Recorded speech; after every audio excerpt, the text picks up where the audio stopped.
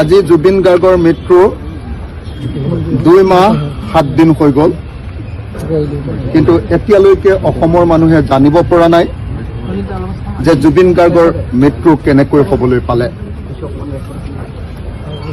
আজি প্ৰথমবাৰৰ কাৰণে জুবিন গাৰ্গৰ মৃত্যুৰ পাছত অসম বিধানসভা অনুষ্ঠিত হৈছে। সেইকাৰণে আমি বিচাৰো যে অসম বিধানসভাত আজি কেৱল আৰু কেৱল জুবিন গাৰ্গৰ বিষয়ে আমাৰ অসমৰ মৰমৰ শিল্পী, হৃদয়ৰ শিল্পী, দিল কা ধড়কন, আমাৰ হাৰ্টথ্ৰব জুবিন গাৰ্গৰ বিষয়ে কেৱল আজি আলোচনা হওক। মই চেষ্টা কৰিম এজন বিধায়ক হিচাপে, ঐতিহাসিক শিৱসাগৰ বিধানসভা সমষ্টিৰ এটা সন্মানীয় বিধানসভা সমষ্টিৰ এজন বিধায়ক হিচাপে মোৰ চেষ্টা থাকিব যে আজি অসমৰ গৃহমন্ত্ৰী আৰু অসমৰ মুখ্যমন্ত্ৰীৰ পৰা আমি জুবিন গাৰ্গৰ মৃত্যুৰ সম্পূৰ্ণ বিৱৰণ যাতে উলিয়াই ল'ব পাৰোঁ। সেইদিনা 19 ছেপ্টেম্বৰৰ দিনা আচলতে জুবিন গাৰ্গৰ ক্ষেত্ৰত কি হৈছিল, শেষৰ সময়খিনিৰ দৃশ্য আমি এতিয়াও দেখা নাই। আমাক দেখুৱাব লাগে, অসমবাসী ৰাইজক দেখুৱাব লাগে শেষ পৰ্যায়ত জুবিন গাৰ্গে কেনেকৈ আমাৰ মাজৰ পৰা আঁতৰি গৈছিল। আমাক লাগে যে কাৰ দুখৰ কাৰণে জুবিন গাৰ্গে এনেকৈ মৃত্যু বৰণ কৰিবলগীয়া হৈছিল, সেই কথা আজি স্পষ্টকৈ লাগিব। মুখ্যমন্ত্ৰীয়ে তালি ভালি কৰি থাকিলে নহ'ব। তেওঁ আমাৰ জুবিন গাৰ্গক ন্যায় প্ৰদান কৰাৰ ক্ষেত্ৰত সম্পূৰ্ণৰূপে ব্যৰ্থ হৈছে। যি সময়ত আপোনালোকে সকলোৱে জানে যে বাল্টি চোৰক ধৰিবৰ কাৰণে হিমন্ত বিশ্ব শৰ্মাই ৰাতি 1টা বজাত তেওঁৰ বিশ্বস্ততম, তেওঁৰ আটাইতকৈ দক্ষ পুলিচ বিষয়াজনক পঠিয়াই দিয়ে আৰু ৰাতি 2টা বজাত এনকাউণ্টাৰ কৰি হত্যা কৰে, বাল্টি চোৰক গুলীয়াই হত্যা কৰে। সেই সময়ত অসমৰ আটাইতকৈ আপোন শিল্পীজনৰ মৃত্যুৰ কাৰণে জগৰীয়া মানুহবিলাকক ধৰিবৰ কাৰণে আৰু তেওঁলোকৰ তদন্ত কৰিবৰ কাৰণে এতিয়ালৈকে ছিংগাপুৰলৈ CIO, চিফ ইনভেষ্টিগেশ্যন অফিচাৰ আৰু আয়োগ নপঠিয়ালে। ঘটনা ঘটিছে ছিংগাপুৰত, তদন্ত হৈছে দিছপুৰত। আপোনালোকে মোক এটা কথা কওকচোন যে পৃথিৱীৰ এনেকুৱা কোনোবা তদন্ত আছে নেকি য'ত প্লেচ অফ অকাৰেঞ্চ, য'ত ঘটনাটো ঘটিছে তাত তদন্ত নকৰাকৈ, তাৰ কেছ স্কেটছমেট নঅঁকাকৈ, তাৰ এভিডেন্স ননাকৈ, তাৰ ডকুমেণ্টছ ননাকৈ, কেৱল কাৰোবাৰ মুখৰ ওপৰত ভিত্তি কৰি, কাৰোবাৰ পৰা লোৱা সাক্ষ্য ষ্টেটমেণ্টৰ ওপৰত ভিত্তি কৰি ক'ৰবাত তদন্ত কৰা আপোনালোকে দেখিছেনে? ক'ৰবাত দেখিছেনে? যি সাগৰত গৈ, ছিংগাপুৰৰ যি সাগৰত গৈ জুবিন গাৰ্গৰ মৃত্যু ঘটিলে, সেই সাগৰৰ এটুপি পানী নোচোৱাকৈ IO বা CIO বা তদন্তকাৰী বিষয়ে জুবিন গাৰ্গৰ মৃত্যুৰ ৰহস্য, হত্যাৰ ৰহস্য উদঘাটন কৰিব পাৰিবনে? পৃথিৱীত এনেকুৱা কোনো তদন্ত আছে? গতিকে এই তদন্ত সম্পূৰ্ণৰূপে প্ৰশাসন, হিমন্ত বিশ্ব শৰ্মাৰ তদন্ত সম্পূৰ্ণৰূপে নাটক। আপোনালোকে সকলোৱে জানে যে বিদেশত তদন্ত কৰিবৰ কাৰণে মই বাৰম্বাৰ চিঞৰি আছিলো যে BNSSৰ 208 ছেকশ্যনৰ অধীনত প্ৰথমতে চেণ্ট্ৰেল গভৰ্ণমেণ্টৰ পাৰ্মিশ্যন ল'ব লাগিব। সেইটো পাৰ্মিশ্যন লৈছে, তেওঁলোকে জনাই নাছিলে। মই চিঞৰি থকাৰ পাছত 2 মাহৰ পাছত পাৰ্মিশ্যনটো লৈছে। নাম্বাৰ 1, জন্মৰ দিনটোত জুবিন গাৰ্গৰ যোৱা 18 তাৰিখৰ দিনা কেৱল চেণ্ট্ৰেল গভৰ্ণমেণ্টৰ পাৰ্মিশ্যন লৈছে।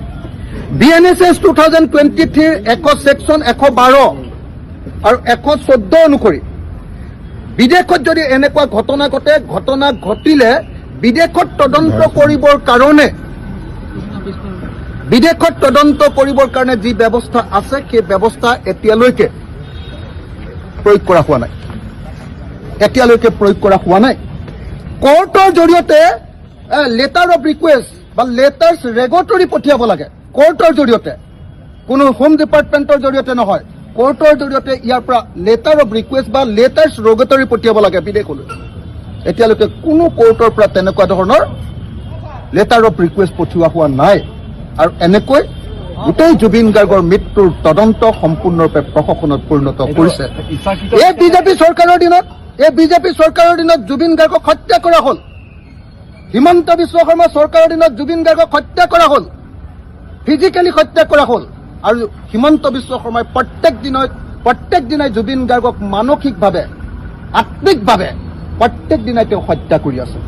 জুবিন গাৰ্গৰ বিৰুদ্ধে কথা কয়, তেওঁলোকৰ পৰিয়ালৰ বিৰুদ্ধে কথা কয়, জুবিন গাৰ্গক মাইনাছ কৰিবৰ কাৰণে সদায় জুবিন গাৰ্গ আৰু ভূপেন হাজৰিকাৰ মাজত তুলনা কৰি মুঠতে প্ৰত্যেক দিনাই জুবিন গাৰ্গক আত্মাক হত্যা কৰিবৰ কাৰণে, আদৰ্শক হত্যা কৰিবৰ কাৰণে চেষ্টা কৰিছে। যি জুবিন গাৰ্গে সমাজবাদৰ কথা কৈছিলে, যি জুবিন গাৰ্গে ধৰ্ম নিৰপেক্ষতাৰ কথা কৈছিলে, সেই জুবিন গাৰ্গক কি সুৰ খুৰাই দিয়ে, গীতৰ পংক্তি আওৰাই তেওঁক জুবিন গাৰ্গক তেওঁ সাম্প্ৰদায়িক বনাবৰ কাৰণে চেষ্টা কৰিছে।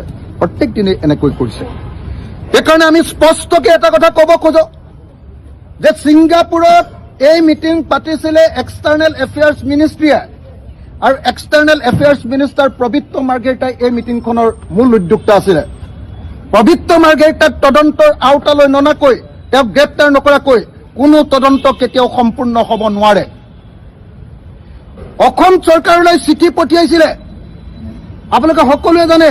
ছিংগাপুৰৰ ভাৰতীয় ৰাষ্ট্ৰদূতজনে যে ইয়াত সহায় কৰিব লাগে নৰ্থ ইষ্ট ফেষ্টিভেলত, ছিংগাপুৰৰ সেই ৰাষ্ট্ৰদূতক তদন্তৰ আওতালৈ ননাকৈ কেনেকৈ এই তদন্ত সম্পূৰ্ণ হ'ব? জুবিন গাৰ্গৰ প্ৰগ্ৰেমত গৈ কি কয় আপোনাৰ, নৰ্থ ইষ্ট ফেষ্টিভেলৰ প্ৰগ্ৰেমত গৈ অসমৰ মুখ্যমন্ত্ৰীৰ পত্নীয়ে ফেশ্বন শ্ব' পাতিছিলে বুলি সম্পূৰ্ণৰূপে অভিযোগ আছে। ৰিণিকী ভূঞা শৰ্মাক তদন্তৰ আওতালৈ ননাকৈ তেতিয়াহ'লে কেনেকৈ তদন্ত সম্পূৰ্ণ হ'ব? ইচ্ছাকৃতভাৱে আমি দেখিছো যে তেওঁলোকক বচাবৰ কাৰণে এই কাম কৰি থকা হৈছে ইচ্ছাকৃতভাৱে বিজেপি চৰকাৰে। কাৰণটো কি? কাৰণ জুবিন গাৰ্গে বিজেপি চৰকাৰক বদলা পাৰ্টি বুলি কৈছিলে। জুবিন গাৰ্গে বিজেপি চৰকাৰৰ আদৰ্শক ঘৃণা কৰিছিলে।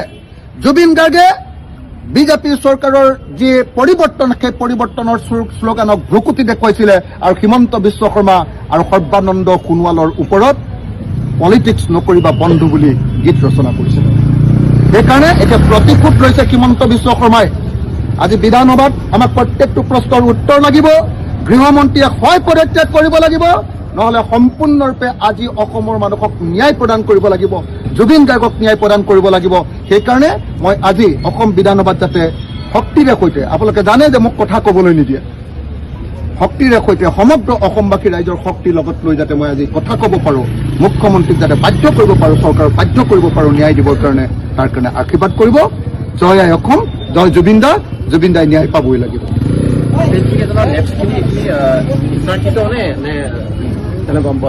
মোক আপোনালোকে এটা কথা কওক যে অসমৰ মুখ্যমন্ত্ৰীৰ আটাইতকৈ প্ৰিয়তম অফিচাৰগৰাকীক জুবিন গাৰ্গৰ CIO, চিফ ইনভেষ্টিগেটিং অফিচাৰ পাতিছে, মহিলাগৰাকী। চব কথাতে মানে যে তদন্তলৈ পঠিয়াই CIO গৰাকীক আৰু IO গৰাকীক এতিয়ালৈকে ছিংগাপুৰলৈ কেলে তদন্তলৈ পঠিওৱা নাই? এইটো ইচ্ছাকৃত হয়নে নহয় কওক? আৰু পৃথিৱীৰ কোন ঠাইত প্লেচ অফ অকাৰেঞ্চত নোযোৱাকৈ তদন্ত হ'ব পাৰে? গতিকে এইটো ইচ্ছাকৃত। অসমৰ মানুহ